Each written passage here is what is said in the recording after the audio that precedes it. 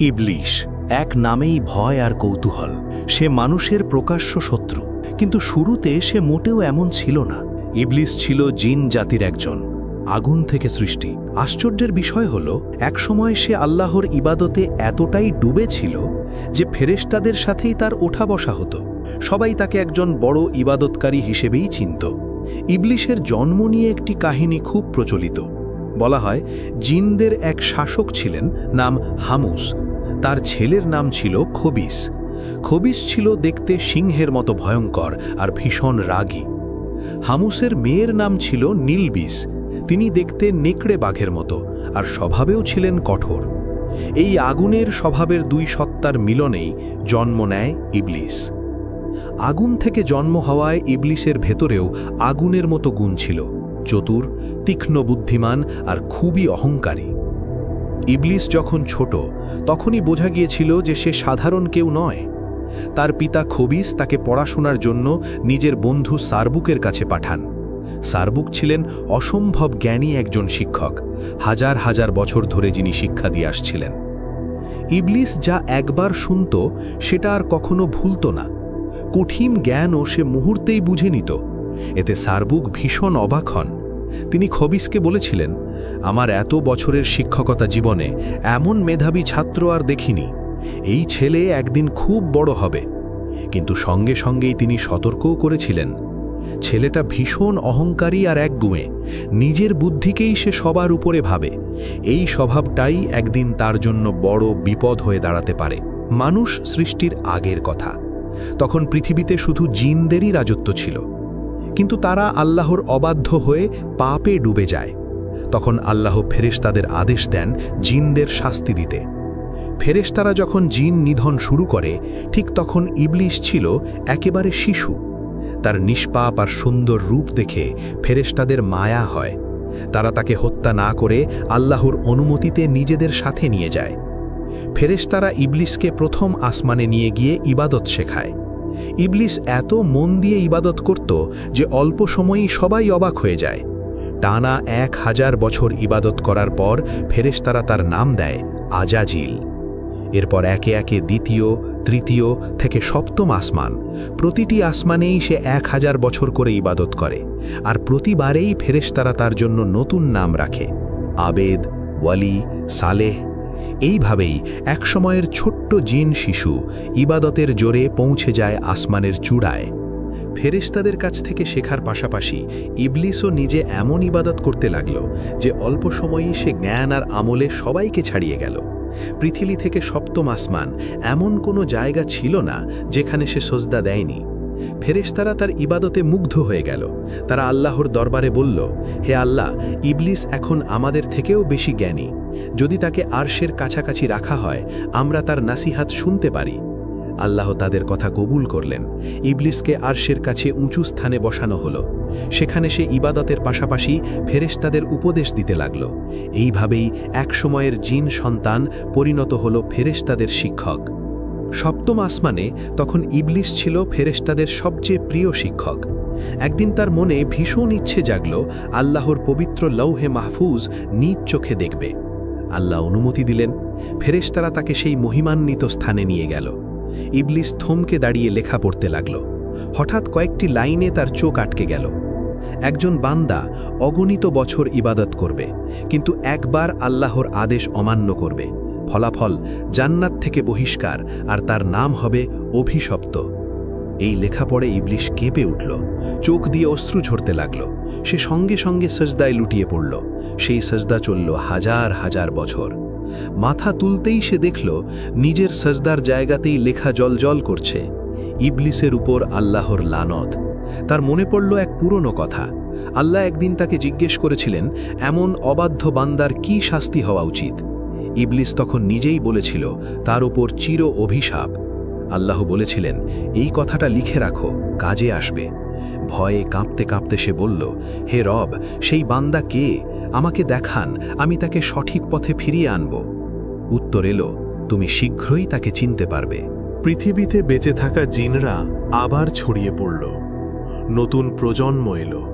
কিন্তু দুঃখের বিষয়, তাদের অনেকেই আবার আগের মতো পাপাচারে ডুবে গেল। তখন আল্লাহ এক নতুন সিদ্ধান্ত নিলেন। তিনি ইবলিসকে ডাকলেন। ইবলিস তখন ইবাদতে পরিচিত, জ্ঞানী আর আসমানে সম্মানিত। আল্লাহ তাকে বললেন, দুনিয়ায় যাও, বেঁচে থাকা জিনজাতিকে আমার পথে ডাকো, তাদের ভুল থেকে ফেরাও। এই দায়িত্ব পেয়ে ইবলিস আনন্দে ভরে গেল। সে বিনয়ের সাথে বলল, হে আমার রব, আমাকে এমন ক্ষমতা দিন যাতে আমি সারা দিন দাওয়াতের কাজ করতে পারি আর শেষে আপনার দরবারে ফিরে এসে ইবাদত করতে পারি। আল্লাহ তার দোয়া কবুল করলেন। ইবলিস দুনিয়ায় নেমে গেল। সে জিনদের একত্র করত, নসিহত করত, বলতো, অহংকার ছাড়ো, রক্তপাত বন্ধ করো, আল্লাহর পথে ফিরে আসো। কিছু জিন সত্যিই তার কথা শুনল। তারা পাপ ছেড়ে ইবাদতে ফিরে এলো। ইবলিসকে তারা নেতা আর শিক্ষক মানতে শুরু করল। কিন্তু অধিকাংশ জিন তার কথা শুনল না, বরং তারা আরও বেপরোয়া হয়ে উঠল।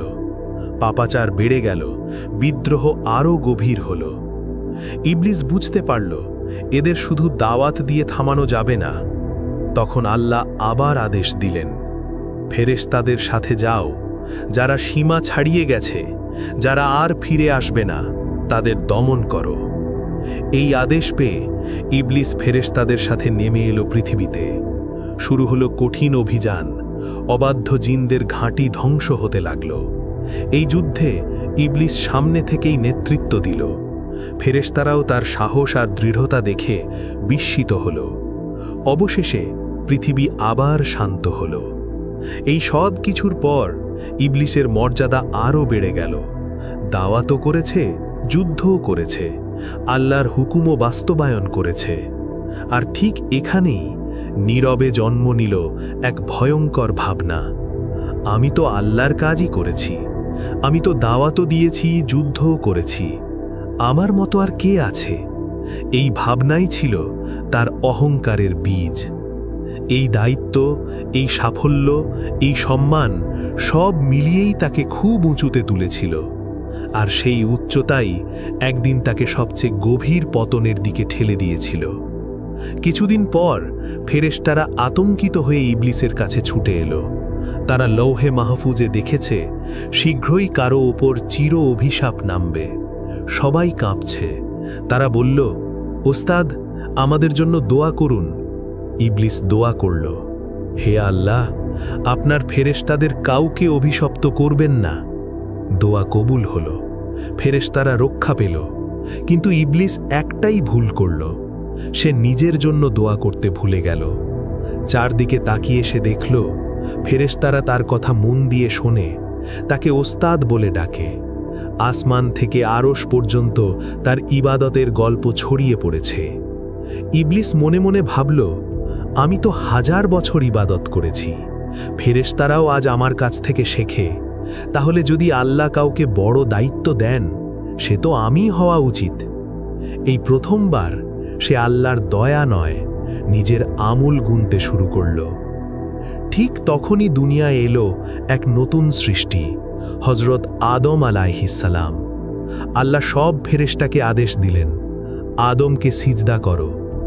এক মুহূর্তেই সব ফেরেশতা সিজদায় নত হলেন, কিন্তু একজন দাঁড়িয়ে রইল, ইবলিস। তার ভেতরে আগুন জ্বলে উঠল।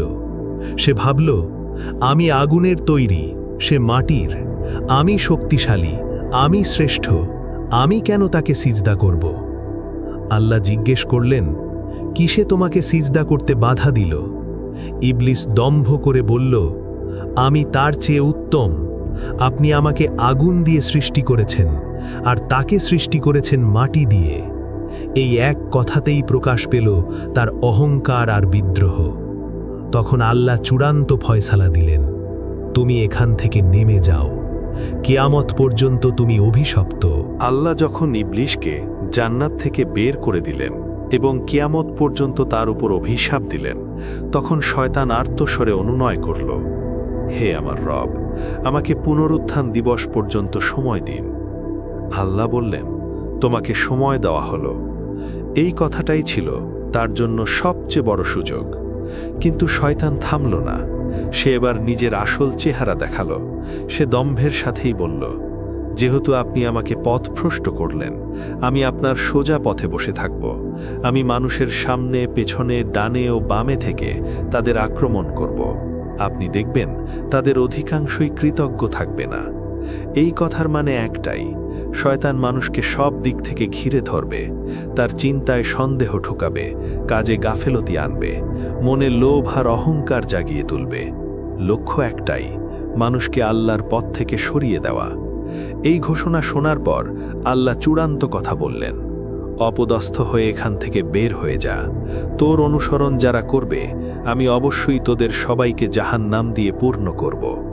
এইভাবেই ইবাদতকারী ইবলিশ চিরশত্রু শয়তানে পরিণত হল, আর শুরু হল মানুষের সবচেয়ে বড় পরীক্ষা। জান্নাত তখন শান্তিতে ভরা, আলো সৌন্দর্যে পরিপূর্ণ। সেই জান্নাতেই আল্লাহ হযরত আদম আলাইহিস সালামকে বললেন, তুমি ও তোমার স্ত্রী এখানে স্বচ্ছন্দে থাকো, যেখানে খুশি খাবার খাও, কিন্তু এই একটি গাছের কাছে যেও না, এটাই তোমাদের পরীক্ষা। এদিকে জান্নাত থেকে বিতাড়িত শয়তান সুযোগের অপেক্ষায় ছিল। সে জানত আদম আর হাওয়া আলাইহিস সালামই তার প্রতিশোধের প্রথম লক্ষ্য, কিন্তু জান্নাতে সরাসরি ঢোকার অনুমতি তার ছিল না, তাই সে বেছে নিল ধোঁকার পথ। বর্ণনায় আসে, জান্নাতের প্রবেশপথে থাকা এক সাপের শরীরে ঢুকে শয়তান ভেতরে ঢুকে পড়ল।